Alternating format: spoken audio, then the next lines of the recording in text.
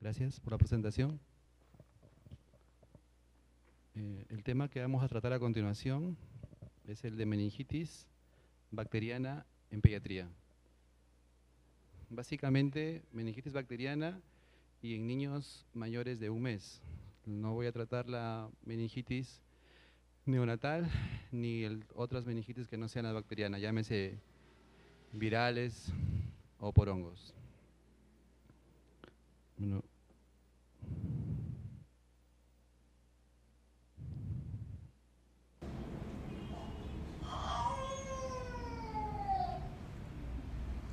lo que estamos viendo ahí es la evaluación de un paciente con sospecha de meningitis bacteriana, al cual se le está haciendo el examen físico buscando si hay inflamación meningia. Este signo es conocido como el signo de Kerner. El paciente con la cadera en 90 grados, lo máximo que puede extender la rodilla es hasta un ángulo aproximado de 135 grados. Por encima de ese valor, el paciente comienza a tener sensación de dolor. Otro signo en el cual uno busca irritación meningia es el signo de Brudzinski, en el cual a la flexión pasiva del cuello hay una flexión de las rodillas, como vemos en el video. Bueno, quería empezar con estos videos porque estos signos son clásicos, pero aquella triada de fiebre, estos signos meningios, o sea, rigidez de nuca y alteración mental, no la vamos a ver con frecuencia en los niños. De repente hay una concepción errónea en ese aspecto, ¿no? El hecho de que no haya signos meningios, porque no los podemos evaluar muy bien, porque el paciente está en un estado semicomatoso, no quiere decir que no planteemos la posibilidad de que el niño tiene meningitis bacteriana. La meningitis bacteriana o la meninges se define como una inflamación de las leptomeninges. A pesar de que la tasa de prevalencia ha disminuido en los últimos años, ¿por qué? Porque a partir del año 90 se comenzó a vacunar masivamente para Haemophilus influenza. A partir del año 2000 mundialmente se comenzó a vacunar para neumococo. Esto hizo que las tasas de meningitis a nivel mundial disminuyeran en los países donde se implantó el sistema de vacunación masiva. Ha disminuido en todos los grupos etarios, como vemos esto en la pantalla. Pero en el grupo de los recién nacidos y hasta los menores de 2 meses, la prevalencia sigue siendo alta, como vemos, hasta 80 por 100.000 habitantes. A pesar que esta es una literatura estadounidense, esto se puede correlacionar con el medio local, porque aquí también estamos vacunando ya desde hace muchos años para dichos gérmenes. De 2 a 23 meses, la meningitis 6.91 por 100.000 habitantes y va disminuyendo a lo largo de los demás grupos etarios pediátricos. Este es un estudio del 98 hasta el 2007. Pero el hecho de que haya disminuido la tasa de prevalencia de esta enfermedad no se ha correlacionado con el hecho de que sigue teniendo una tasa alta de mortalidad y una tasa alta de morbilidad. Niños con secuelas por postmeningitis seguimos viendo. Entonces, de ahí radica la emergencia del cuadro. Tenemos que, ante un niño con sospecha alta de meningitis bacteriana, debemos actuar rápidamente. Hemocultivo, antibiótico y una punción lumbar previa. Eso es así como debemos de actuar. Si está contraindicada la punción lumbar, mediante la cual vamos a evaluar el líquido cefalorraquídeo, no hay que esperar esto hasta que el paciente se estabilice, hay que tomar el hemocultivo y hay que proceder a aplicar el antibiótico. Si hay alguna contraindicación para la punción lumbar, como por ejemplo riesgo de que el paciente haya una herniación cerebral post-procedimiento, como en pacientes que tienen presión intracraneal aumentada, y queremos tomar una neuroimagen, no debemos esperar hasta tomar la neuroimagen para después aplicar el antibiótico. El antibiótico tiene que aplicarse desde un principio y de manera precoz.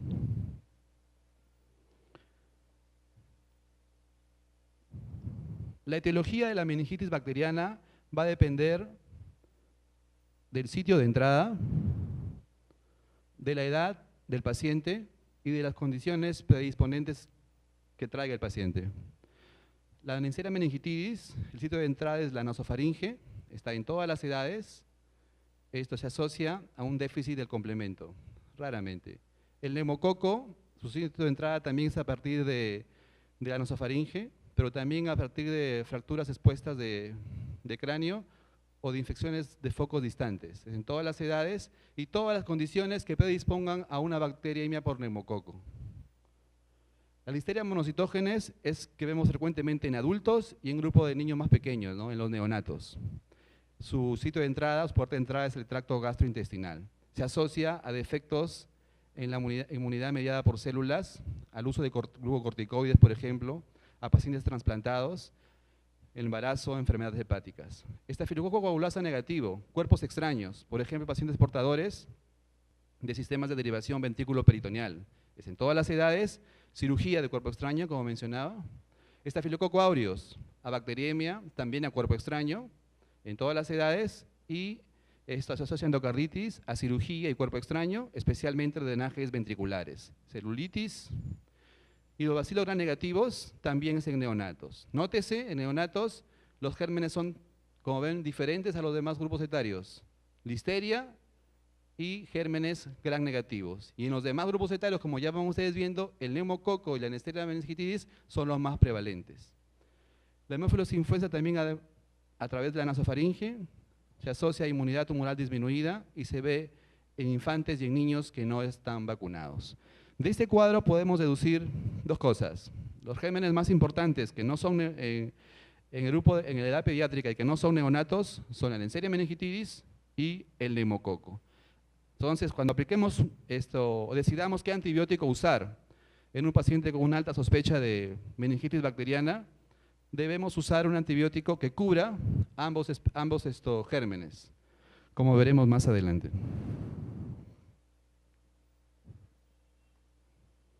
Esta es una fotografía del neumococo. Esta es una tinción Gram que muestra a los diplococos Gram negativos. Es importantísima la tinción Gram. ¿Por qué? Porque la terapia que nosotros aplicamos en un inicio es empírica. Ponemos vancomicina más ceftriaxona, por ejemplo, y no la cambiamos hasta ver el hemocultivo con el antibiograma. Pero la tinción Gram puede salir incluso mucho antes que el hemocultivo. Y si en la tinción Gram vemos, por ejemplo, estas imágenes, unas células en forma de riñón que se agrupan de a dos y que nos orientan a pensar en una Neisseria meningitidis. Aparte, podríamos buscar en piel rash petequial o púrpura, que también se ve en la meningitis por este germen. Esa es la importancia de la tinción Gram, ¿no? Orientarnos hacia la terapia. El Haemophilus influenza, ¿cómo se ve en el hígado cefalorraquídeo? Muestra células pequeñas y pleomórficas. Es un cocobacilo Gram negativo, ¿no? Podemos verlo en la tinción Gram. El estreptococo grupo B, que se ve en neonatos básicamente, en ese grupo etario, se muestra ahí como unas células cocobacilos Gram positivos. La listeria, que también se ve en neonatos, esa es la forma como se aparece en la tinción Gram. Entonces hemos visto cuáles son los principales gérmenes causantes de meningitis bacteriana. Hablemos un poco acerca de la epidemiología. Esta es una imagen, una gráfica global que involucra a todos los grupos etarios por encima de un mes. No están acá involucrados los neonatos. Es de mayores de un mes hasta menores de 19 años. Es un estudio hecho en 4 años, es un estudio americano. Vemos en rojo, quién es el que lidera globalmente en todos los años, es el neumococo. A pesar de que actualmente los pacientes están vacunados, sigue siendo el neumococo el que lidera la estadística. En segundo lugar, de color azul, vemos a la Neisseria meningitidis. En verde, el estreptococo grupo B y en menor frecuencia, Escherichia coli, Haemophilus influenza y Gram negativos. Entonces, el neumococo y la Neisseria meningitis, volvemos a recalcar, son los principales gérmenes causantes de meningitis bacteriana, como vimos en un principio. Ahora por grupos etarios, ¿ok? De acá nada más vemos en esta parte, neumococo, neumococo, neumococo y Neisseria meningitis en todos. Y grupo B en todos. Entonces, en todos se repiten. ¿Quiénes son? No en neonatos, en mayores de 1 mes, menores de 3 meses, el neumococo. En mayores de 3 meses, menores de 3 años, igual. En los demás grupos etarios pediátricos también. Entonces, la epidemiología básicamente es por estos dos gérmenes. ¿Qué factores predisponen a que un niño tenga meningitis bacteriana? Una reciente exposición a algún paciente con meningitis, ya sea meningocócica, con meningitis, Neisseria meningitis o por Haemophilus influenza. De ahí razón la importancia de la quimioprofilaxis, por ejemplo, en casos de epidemia por meningitis meningocócica. Reciente infección, especialmente del tracto respiratorio o una infección del oído medio. Esto es lo que vemos más frecuentemente en las emergencias de los hospitales. Niños que desde hace una semana aproximadamente han cursado con una especie de resfrío, después este resfrío empeora, han tomado antibióticos de manera errática, luego persisten febriles, su estado de conciencia cambia y de repente convulsionan y lo traen a la emergencia, ¿no? Entonces, el paciente que llega con fiebre, primera convulsión asociada a fiebre, lo primero que pensamos es en una meningitis bacteriana. Recientes viajes a zonas con endemias de meningitis meningocócica, un trauma craneal penetrante, ¿no? Siempre una exposición del sistema nervioso, un trauma va a predisponer a una infección de la meninges. El líquido cefalorraquídeo expuesto, una otorrea, principalmente por defectos congénitos. Implantes cocleares también se han asociado como factores predisponentes. Defectos anatómicos, el más característico es el sinus dermal o un tracto urinario anormal. Sinus dermal evidencia una comunicación entre el ectodermo con el sistema nervioso, y el tracto urinario anormal son infecciones a repetición de las vías urinarias que pueden partir de ese foco urinario hacer una bacteriemia y finalmente progresar la infección hacia el sistema nervioso. Y procedimientos neuroquirúrgicos, por ejemplo, la colocación de un sistema de derivación ventrículo-peritoneal, pueden predisponer ¿a quién? Con este germen, con el estafilococo aureus y estafilococo coagulasa negativo. Este es el sinus dermal, una lesión congénita que se ubica en el paciente, por eso en consultas pediátricas debemos de buscar esos tipos de signos, porque el niño en cualquier momento puede hacer una meningitis porque tiene un factor predisponente. ¿Cuáles son las manifestaciones clínicas en un paciente que llega a la emergencia? La historia, como le dije, es la anterior, del niño de 1 semana, con resfrío, empeora, fiebre, convulsiona, y llega a la emergencia así. Ese es un curso progresivo. Pero hay niños que hacen esto en horas. Rápidamente progresan a hacer una inestabilidad hemodinámica muy severa, hacen una falla multiorgánica rápidamente, y son estos niños los que tienen la más alta tasa de mortalidad. Entonces, hay dos formas de presentación: progresivo y fulminante. Entonces, yo les decía, la triada esta de rigidez de nuca, estado mental alterado y fiebre se ve con poca frecuencia en la edad pediátrica en realidad. Entonces, generalmente llegan con fiebre y signos y síntomas de inflamación meningia. En niños pueden traducirse como náuseas, como vómitos, irritabilidad, inquietud, pérdida de apetito, dolor de cabeza, dolor de espalda y la rigidez de nuca. ¿Cómo evaluamos la rigidez de nuca? Mediante los signos que expusimos en los videos al comienzo de la exposición. En niños mayores, los síntomas son más clásicos, y en niños menores son más confusos, que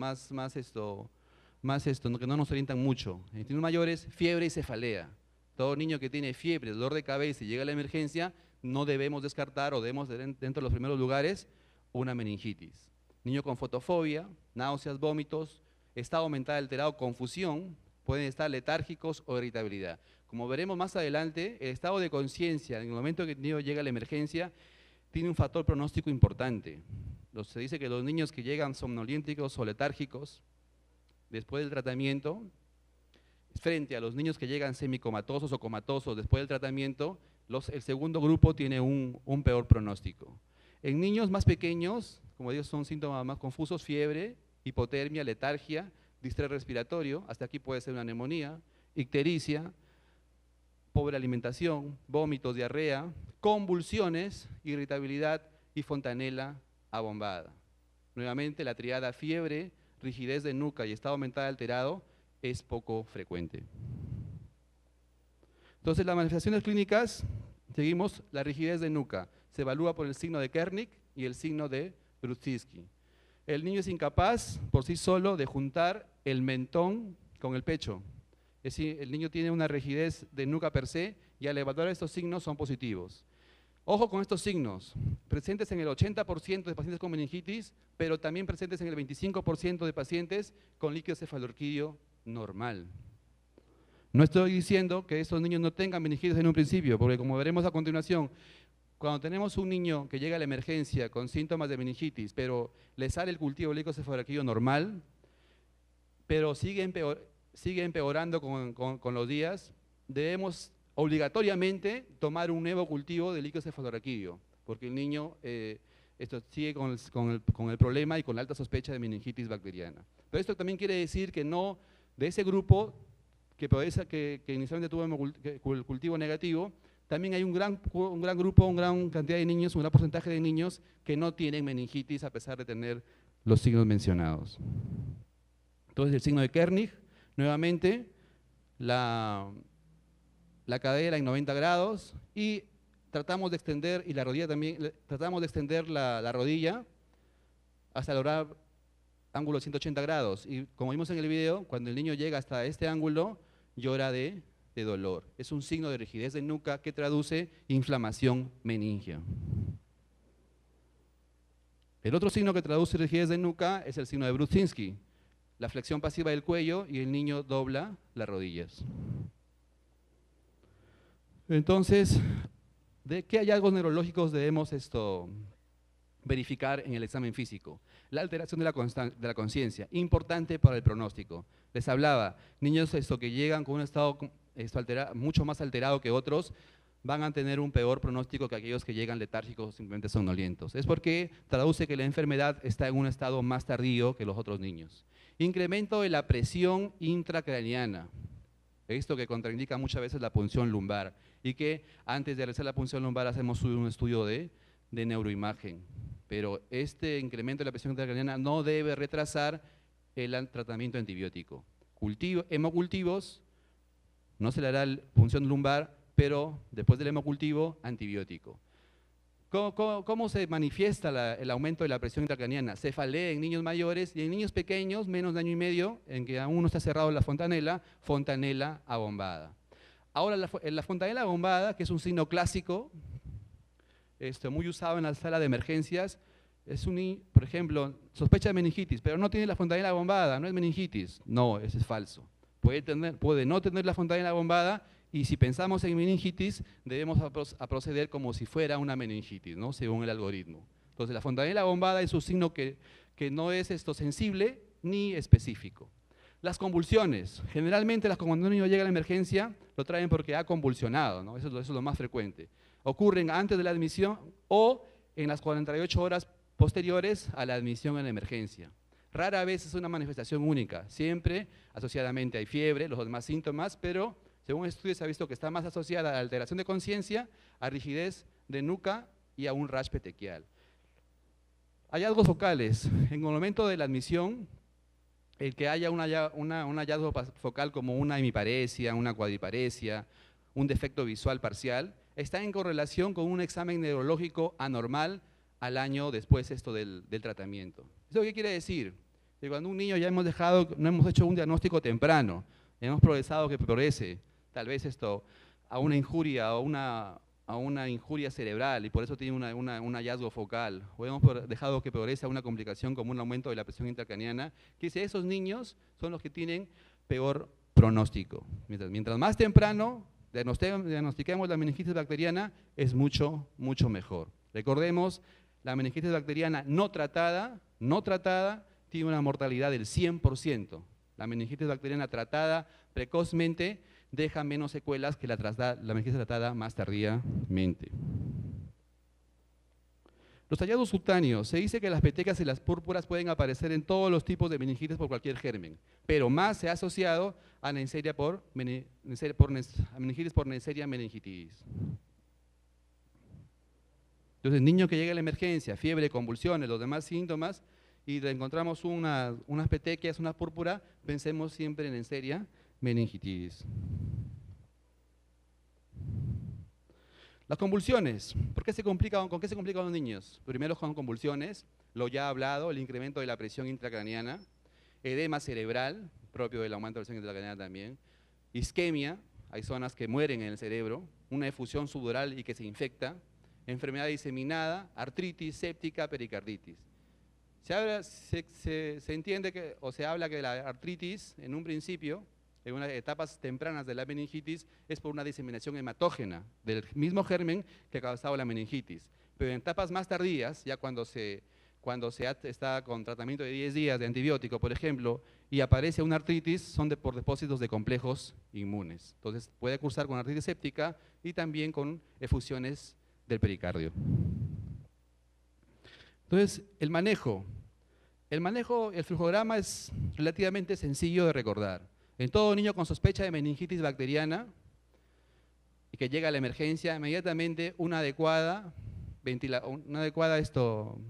oxigenación, ventilación y circulación. Va a depender mucho de la evaluación que hagamos, de los signos vitales. El niño está en shock o no está en shock, está deshidratado leve, moderado, severo, está con inestabilidad hemodinámica, procederemos al ABC, obtener un acceso venoso importante e iniciar monitoreo cardiorrespiratorio, ¿no? Para valorar los signos vitales en las próximas horas. Los niños con sospecha de meningitis bacteriana son niños que deben estar en una unidad de cuidados intermedios o de trauma shock por lo menos.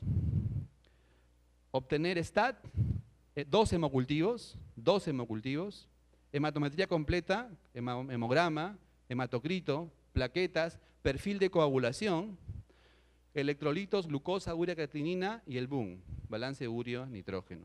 Ahora las hacemos después la siguiente pregunta. ¿El paciente es inmunodeprimido? ¿Tiene papiledema? ¿El papiledema es un signo de qué? Es un signo de aumento de la presión intracraneana. Estaría contraindicando la punción lumbar. Déficit neurológicos focales, excluyendo la parálisis craneal del sexto, del 7. Portadores del sistema de derivación ventrículo-peritoneal, con hidrocefalia, traumatismo del sistema nervioso central, historia de neurocirugía o lesión ocupante de espacio. Como vemos aquí, en casi todos ellos, el riesgo de hacer una punción lumbar y que se hernie el cerebro es grande. Por eso, en la segunda parte del flujograma, vemos que si ante estas preguntas la respuesta es sí, vemos que no hacemos la punción lumbar hasta mucho más después. Administramos dexametasona y aplicamos la dosis de terapia empírica. Entonces, ya les digo, es vancomicina más una cefalosporina de tercera generación, que puede ser cefotaxima o ceftriaxona. Entonces, vancomicina más cefotaxima o ceftriaxona. No hacemos punción lumbar si la respuesta es sí, ante la pregunta si es portador de alguno de los factores que mencionamos en la diapositiva anterior. Tratamos trastornos metabólicos, si hay trastorno del ácido del pH lo tratamos, si hay acidosis. Si hay coagulopatía, transfundimos plasma congelado o crioprecipitado según lo que tenga el niño. Y obtenemos una tomografía computarizada del cráneo. Hallazgos son negativos, es decir, no hay posibilidad de que al hacer esto la punción se hernie. Obtenemos nuevamente una punción lumbar para investigar el icosefaloraquídeo. En el icosefaloraquídeo, ¿qué verificamos? Conteo celular, glucosa, proteínas, hacemos una tinción GRAM y un cultivo. Previamente a todo esto que hemos hecho, habíamos tomado el 2 hemocultivos, ¿no? Si la respuesta es no, aquí sí podemos hacer la punción lumbar y estudiamos el icosefaloraquídeo. Posterior a eso que hemos hecho, aplicamos el mismo tratamiento, vancomicina más ceftriaxona o cefotaxima. Tratamos el medio interno y continuamos con la terapia antibiótica hasta que salga el hemocultivo. Una vez que salga el hemocultivo, podemos ya, si el hemocultivo es positivo, guiarnos ahora sí con el antibiograma. Ese es en resumen el manejo de la meningitis bacteriana en general. Entonces, ¿cuáles son los principios del tratamiento? Prevenir el retraso del tratamiento. Nuevamente les digo, el tratamiento antibiótico inmediatamente después de la PL, pero si la PL está contraindicada, no hay que esperar mucho más para aplicar el antibiótico. Hemocultivo, antibiótico y lo llevamos a la tomografía. El régimen de antibióticos se debe usar, han visto que son antibióticos de amplio espectro, ¿cierto? Vancomicina, ceftriaxona, no es penicilina de arranque. Bactericida y capaz de penetrar la barrera hematoencefálica. Capaz de penetrar la barrera hematoencefálica. Y hay que tener mucho cuidado en la elección del antibiótico. Esto va a depender mucho de que si tiene o no factores predisponentes, como veremos más adelante.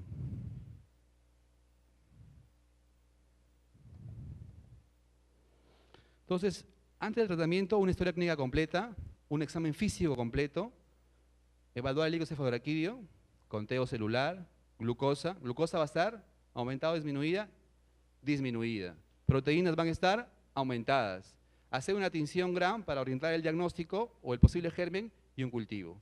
El conteo celular sanguíneo completo, plaquetas, 2 hemocultivos, electrolitos, glucosa, creatinina, perfil de coagulación.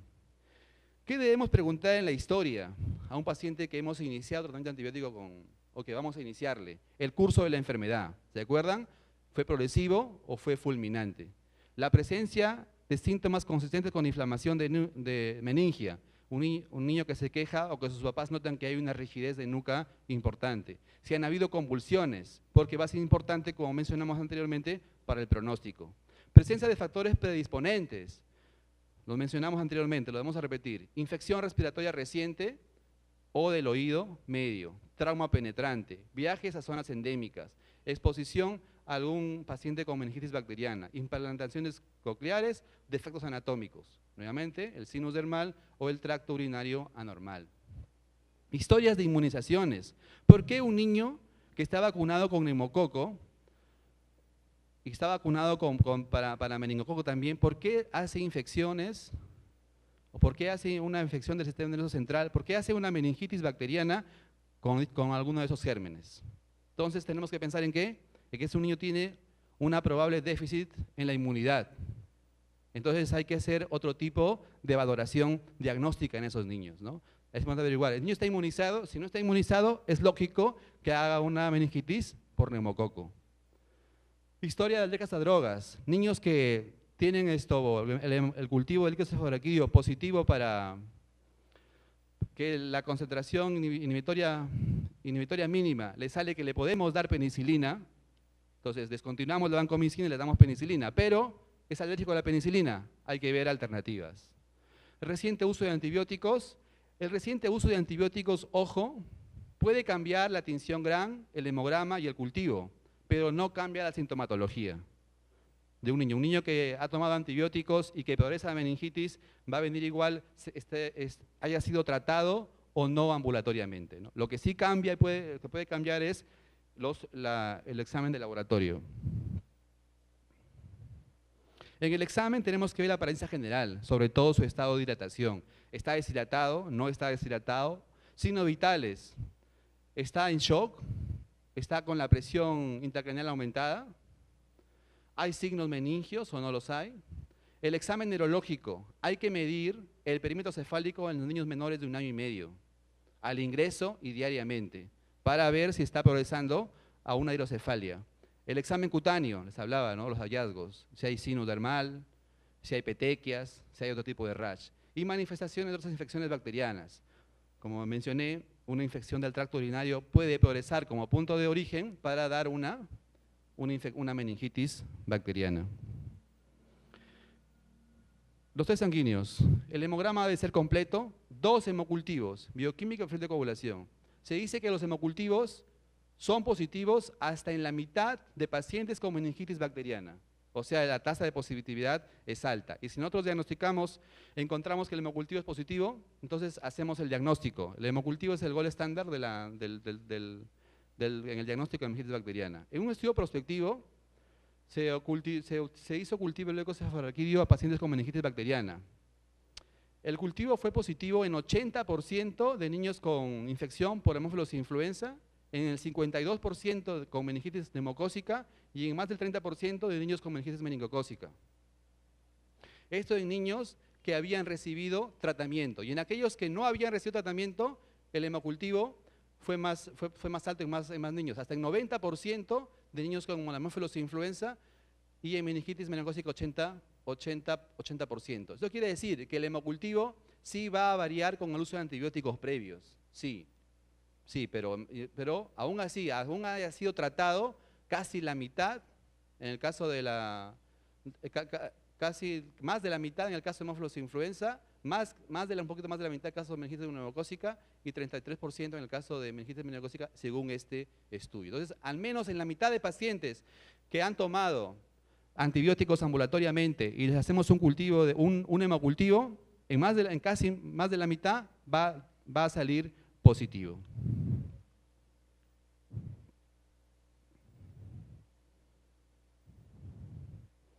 Entonces, ¿en quiénes hacemos el examen de leucocefalorraquídeo? De inicio, ¿en quiénes sospechamos? Punción lumbar, los demás exámenes de laboratorio y el antibiótico empírico. En bacteriemia con fiebre, o sea, niños que tienen signos de bacteriemia y que tienen fiebre, con o sin signos meningios. Como vimos aquella triada en la cual estaba incluida la rigidez de nuca, que no tenga esos signos no significa que no tenga meningitis. Si sospechamos que tiene meningitis por la historia y por el examen físico, debemos actuar como si fuera una meningitis. Si el cultivo al inicio es negativo y persisten los signos y nosotros seguimos pensando que hay meningitis, podemos volver a repetir el examen de líquido cefalorraquídeo. ¿Cuándo se contraindica una punción lumbar? Cuando un niño llega con un compromiso cardiopulmonar importante, tiene depresión respiratoria. Papiledema, signo de incremento de la presión intracraneana. Infección de piel donde se va a hacer la punción y ya tesis hemorrágica. Plaquetas menos de 50.000 contraindican la punción lumbar. Entonces, la idea de la punción lumbar es entrar al espacio subaracnoideo, aquí, y recolectar líquido cefalorraquídeo. Se pueden hacer en dos posiciones. La posición de arriba se elige para niños más grandes y la posición sentado para niños más pequeños. El nivel seguro de hacerlos es en L3, L4 y L4, L5, en uno de esos dos espacios intervertebrales. ¿Cuál va a ser los reparos anatómicos? Las crestas ilíacas. Entonces, palpamos las crestas ilíacas y con la uña marcamos el sitio donde vamos a hacer la punción lumbar. Las crestas ilíacas están a nivel más o menos de L4. Entonces, a ese nivel podemos hacer la punción lumbar. Es un procedimiento que debe ser con toda asepsia. Tiene su procedimiento en el cual no vamos a detallar mucho. El líquido que debe salir, que es normal, es un líquido cristal de roca. El líquido que sale de cristal de roca aleja la posibilidad de meningitis. Normotenso, o sea, un goteo lento. El goteo que sale rápido y tiene un color turbio, no se orienta hacia meningitis bacteriana.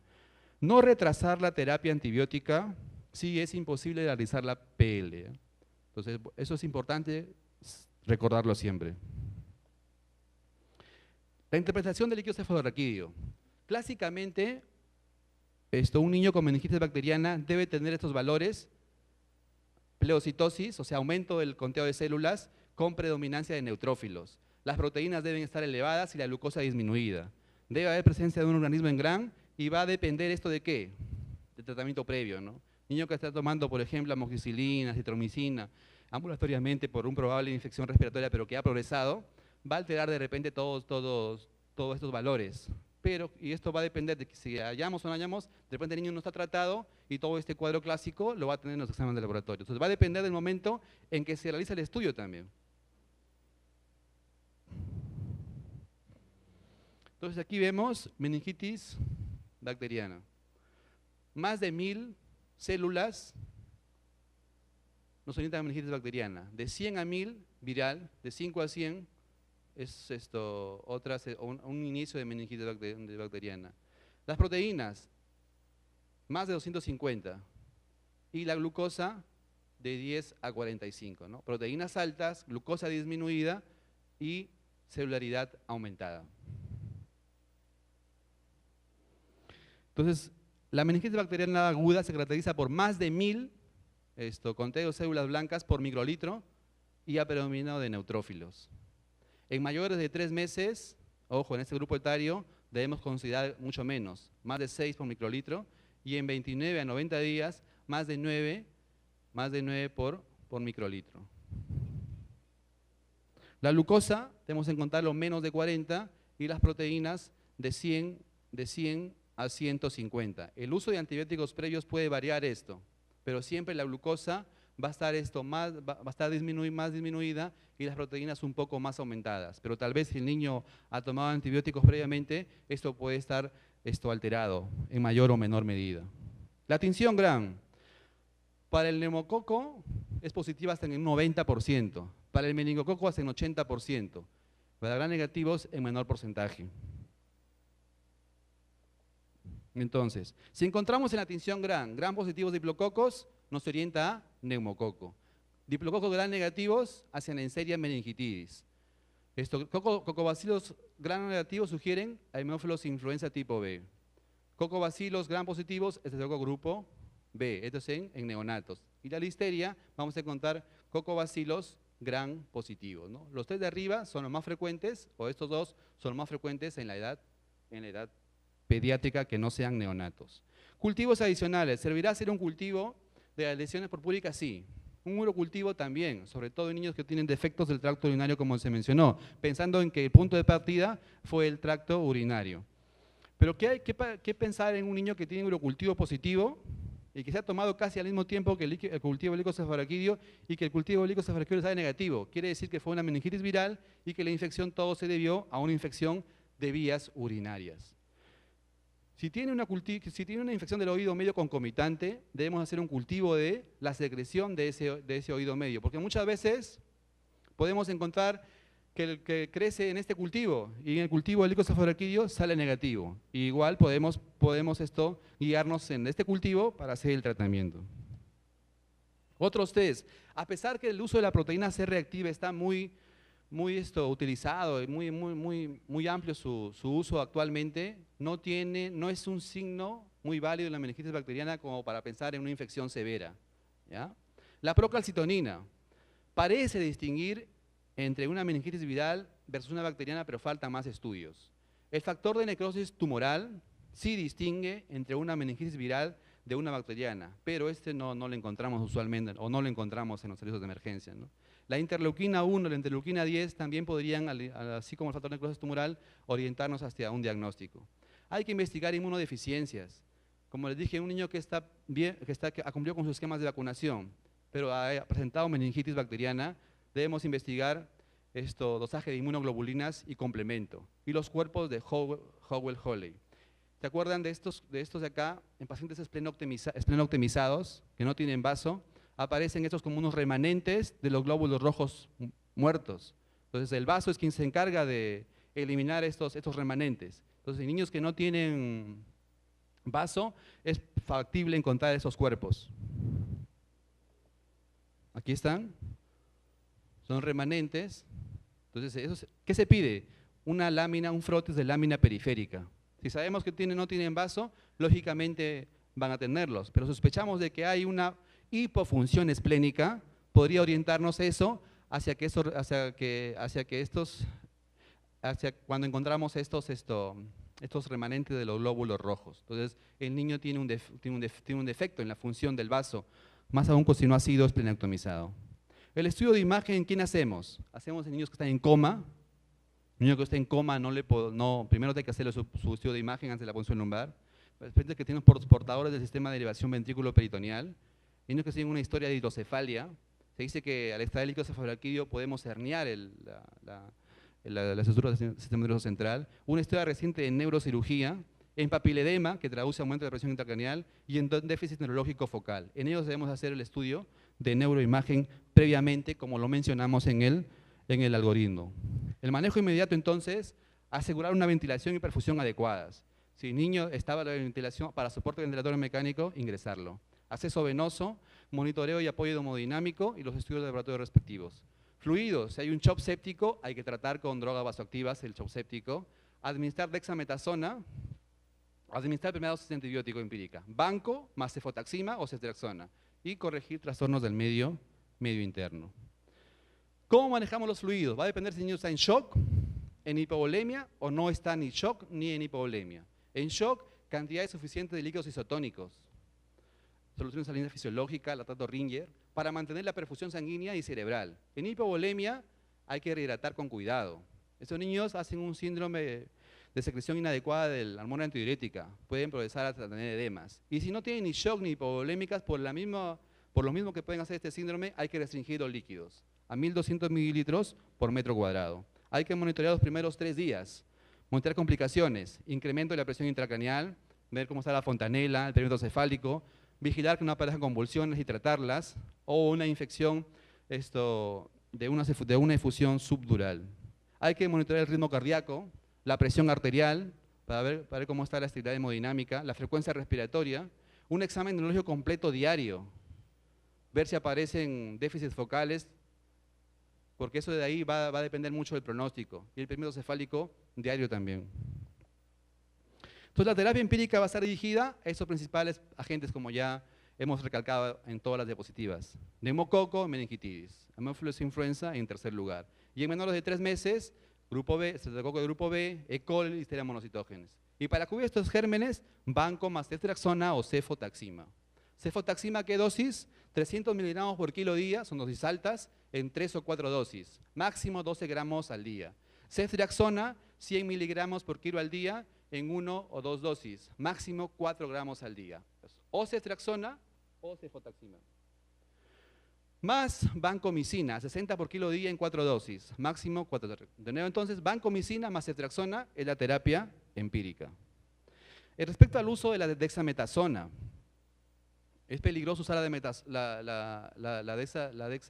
dexametasona. Se dice que los fármacos, los antimicrobianos, penetran al sistema nervioso central cuando ese está inflamado. Si usamos dexametasona, vamos a frenar esa inflamación. Entonces los fármacos no van a poder entrar al sistema nervioso y no vamos a poder tratar adecuadamente. Pero ya esto a lo largo de los años ya se sabe que el uso de dexametasona puede ser beneficioso en meningitis por la Haemophilus influenza. Si se administra, ojo, no se puede dar en el momento que nos parezca, sino antes o al mismo tiempo que la primera dosis de antibióticos. Previamente o al mismo tiempo que la primera dosis de antibiótico. Respecto a la meningitis neumocócica, eso para Haemophilus influenza, pero ¿qué dice la academia respecto a la meningitis neumocócica? El uso de dexametasona en niños mayores de 6 semanas debe ser valorado según sus riesgos y beneficios, ¿no? Ya depende, lo dejan a criterio clínico. ¿Cuál es la dosis? 0,15 miligramos kilodosis cada 6 horas por 4 días. Entonces, lo que sí hasta el momento hacemos en los servicios de emergencia es esto, ¿no? Cuando sospechamos por Haemophilus influenza, administrarlo antes o al mismo tiempo que el antibiótico y por unos 4 días. Circunstancias especiales. En inmunodeficiencias, igual, banco más cefotaxima, pero si en el gran aparecen gran negativos, agreguemos un aminoglucósido. Puede ser gentamicina o puede ser amicacina. En cáncer, niños neutropénicos, generalmente son por estos gérmenes, neumococo y estafilococo aureus. La terapia empírica debería estar basada en el GRAN, pero iniciamos vancomicina igual, más aminoglucósidos, más ceftriaxona o cefotaxima. Ahora, si hay riesgo de pseudomonas aeruginosa, los pacientes que generalmente están hospitalizados y de un organismo como productor de beta-lactamasa de espectro ampliado, debemos pensar en el uso del meropenem. En defecto de células T, los principales gérmenes implicados son el neumococo y la listeria. Igual, vancomicina más cefotaxima o ceftriaxona más ampicilina a dosis de 400 miligramos por kilo al día. Este es en el defecto de células C. Entonces a nuestro esquema le agregamos ampicilina. Neurocirugía reciente. Nos llega un paciente que recientemente le han colocado un sistema de derivación ventrículo-peritoneal. Llega con fiebre y convulsiones. ¿Le hacemos la punción lumbar? No, está contraindicada. ¿Qué antibiótico usamos? Pensamos, ¿qué puede ser? Estafilococo abulasa negativo, estafilococo aureus. Si es en gran negativo aparece E. coli, Klebsiella especies, Pseudomonas aeruginosa asociado bastante. Cefalosporina tercera generación, es lo que usamos, más vancomicina. Y según GRAN, agregar aminoglucósido. En una neurocirugía reciente, las alternativas son vancomicina más efepime, o ceftazidima o meropenem, ¿no? O sea, están en un nivel más alto que los anteriores. Vancomicina más efepime o ceftazidima o meropenem. Generalmente son para pacientes hospitalizados. En defectos anatómicos, los gérmenes implicados son estafilococo aureus, coagulasa negativa, gran negativo entéricos. ¿Qué usamos? Vancomicina más ceftotaxima o ceftriaxona. Y según el gran, agregamos aminoglucósido, gentamicina o amicacina para reforzar la acción frente a los gran negativos. En un trauma craneal penetrante, los gérmenes implicados son aureus, coagulasa negativa, bacilos negativos, incluyendo pseudomonas aeruginosa si estamos en el hospital. Vancomicina más efepime o ceftazidima, o meropenem más gentamicina o amicacina. En niños con pérdida de líquido cefalorraquídeo con otorrea, por ejemplo, pensamos en neumocócica, vancomicina más celulosporina tercera generación. Terapia específica, ya nos llega el cultivo de líquido cefalorraquídeo o el hemocultivo. Entonces tenemos de cambiar según el antibiograma. Si el cultivo llega negativo, el cultivo de líquido cefalorraquídeo llega negativo y el niño empeora, debemos de repetir la PL. Si él no está empeorando, vamos a considerar posponerla según la evolución clínica. Pero sí que sale, si nos sale neumococo y nos sale que el antibiograma es sensible a este neumococo a penicilina G, cambiamos a penicilina G sola, pero solamente si el MIC, es decir, la concentración inhibitoria mínima, es menor o igual de 0,6 microgramos por mililitro. Y a esta dosis, 300.000 unidades kilodía. También podemos usar cefotaxima o ceftriaxona, pero solamente cuando la MIC sea menor de 0,5 microgramos por mililitro. Entonces, enseñanza, debemos siempre mirar la concentración inhibitoria mínima en el caso del neumococo. ¿Por qué? La vancomicina, ¿cuándo la podemos cuándo debe ser continuada y cuándo debe ser discontinuada? Si sale neumococo. Y le vamos a dar ceftriaxona y le vamos a dar también vancomicina. Si ya salió neumococo, la ceftriaxona debería ser debería actuar perfectamente contra el neumococo. Sí, pero solo depende de esto.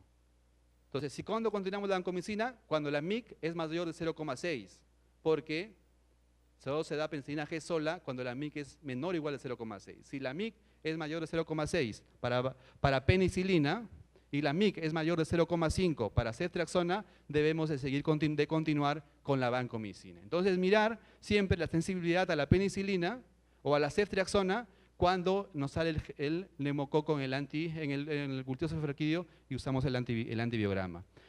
Algunos consideran usar rifampicina si es que se inició dexametasona antes, para incrementar la eficacia a la dosis que vemos en pantalla. La Neisseria meningitidis sigue siendo, hasta la actualidad, muy sensible a la penicilina G. La dosis son 250.000 a 300.000 unidades por kilo día en 4 a 6 dosis. Entonces, si tiene una historia de alergia a penicilina y tiene Neisseria meningitidis, ¿qué le damos? Podemos darle cefotaxima a esa dosis, o ceftriaxona, o también cloranfenicol. En Haemophilus influenza B, usamos cefotaxima a dosis de 200 miligramos kilo día, o ceftriaxona a dosis de 100 miligramos kilo día en una dosis, y en cepas susceptibles, nuevamente hay que ver el antibiograma, podemos usar ampicilina. Si hay alergia, anafilaxia a algunos de los anteriores, podemos usar cloranfenicol, 100 miligramos por kilo día en 4 dosis. Entonces, cuando tenemos el resultado a la mano del cultivo cefalorraquídeo, no solamente hay que mirarlo de arriba, el germen que ha crecido en el cultivo, sino también que tenemos de mirar el MIC, como hemos visto anteriormente, y la sensibilidad del antibiograma. Listeria monocitógenes, propias del grupo de neonatos y de menores de 2 meses, AMPI, 300 miligramos kilo día, más gentamicina, 7,5 miligramos kilo día. En alergia, eso es básicamente lo que, si recordamos, lo que se usa en sepsis neonatal, justamente porque la ampicilina cubre muy bien en este grupo etario la listeria monocitógenes. En alergia se puede usar trimetrofin con sulfametosazol o meropenem, que tiene una excelente actividad in vitro para la listeria, cuando hay alergia a la ampicilina. En estafilococo aureus, si es meticilino sensible, podemos usar nafcilina u oxacilina. Si es meticilino resistente, vancomicina, ¿no? Todo depende también del antibiograma, ¿no? Estafilococo aureus buscamos, ¿es sensible o no es sensible a la meticilina en el antibiograma? Los negativos entéricos, cefotaxima o ceftriaxona más un aminoglucósido. Si hay hallazgo de Pseudomonas aeruginosa, deberíamos usar ceftazidima a dosis de 150 miligramos kilo día. Y en resistentes, usar meropenem. Bueno, entonces, estamos terminando ya el manejo de cómo debe ser un niño con meningitis o con alta sospecha de meningitis bacteriana. Finalmente, para resumir, debemos recordar siempre que el tratamiento antibiótico debe ser lo más precoz posible.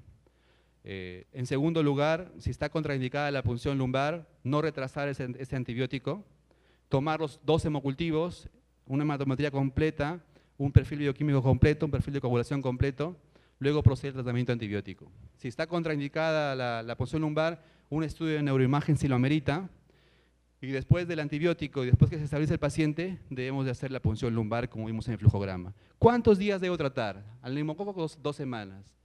A la Neisseria meningitidis, 1 semana. A Haemophilus influenza, 10 días. A la listeria, 21 días. A Staphylococcus aureus, por lo menos 2 semanas. Y a los gram negativos, 3 semanas. Esa es la duración de la terapia según el germen que hemos encontrado. Bueno, muchas gracias. Eso ha sido toda la exposición de meningitis bacteriana. No sé si tienen alguna pregunta.